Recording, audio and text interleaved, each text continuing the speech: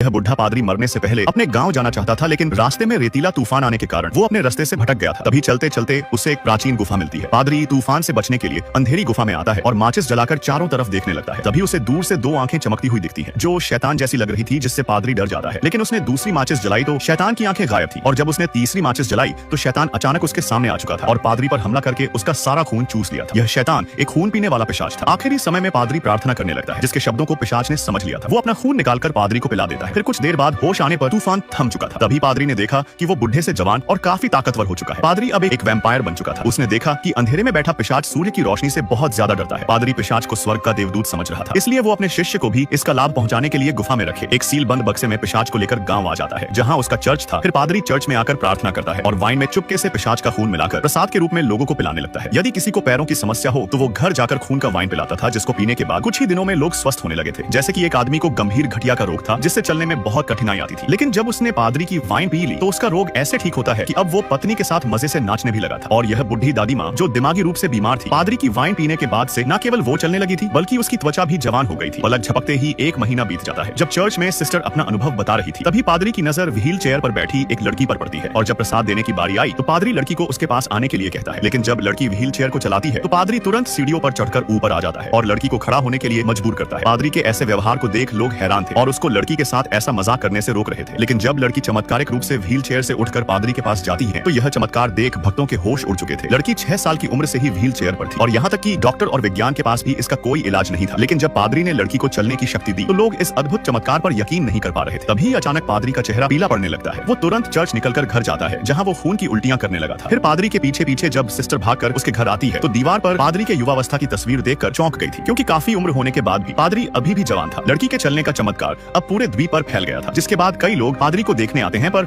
अचानक पादरी बेहोश होकर नीचे गिर जाता है। सिस्टर पादरी को लेकर तुरंत डॉक्टर के पास आती है, जहां डॉक्टर का कहना था कि यह बस कमजोरी का कारण है जो जल्दी ठीक हो जाएगी। लेकिन उसके बाद पादरी बार बार बेहोश होने लगा था। एक बार तो वो मरकर वापस जिंदा भी हो गया था। पादरी की हालत बिगड़ने पर कुछ दिन के लिए वो चर्च नहीं जाते। पादरी का हाथ अब धूप में आने पर जलने लगा था। तब से पादरी ना तो दिन में घूम सकता था और ना ही सामान्य लोगों की तरह खा पी सकता था। भूख लगने पर वो अपनी ही हथेलियां को चीर कर खून पी जाता था। उसके शरीर में अजीब तरीके से बदलाव आने लगे थे, इसीलिए वो पिशाच से मदद मांगता है। लेकिन पिशाच भी कई दिनों से नजर नहीं आ रहा था। पिशाच दिन में बक्से में छिपकर सोता था और रात में पेट भरने के लिए द्वीप पर सैकड़ों जानवरों का खून चूस लेता था, जिन्हें बाद में वो समंदर किनारे फेंक कर गायब हो जाता था। इसके बाद इससे पिशाच के कारनामे और भी भयानक होते जा रहे थे, यहाँ तक कि उसने अब द्वीप वासियों पर भी हमला करना शुरू कर दिया था। फिर एक रात जब एक बुढ़ा आदमी पादरी से प्रार्थना करने चर्च में आता है तो पादरी ने अचानक उसको पकड़कर उसके शरीर का सारा खून चूस लिया था, जिसके बाद से वो अपनी प्यास पर कंट्रोल नहीं कर पा रहा था। इसलिए आखिर में पिशाच उसकी मदद करने आता है और जब वो अपना खून जार में डाल रहा था तभी एक आदमी चर्च में आ जाता है और पिशाच को देख डर गया था, जिसके अगले पल ही पिशाच ने उस पर हमला कर उसे मार डाला था। इसके बाद से यह सिलसिला ऐसे ही जारी रहता है।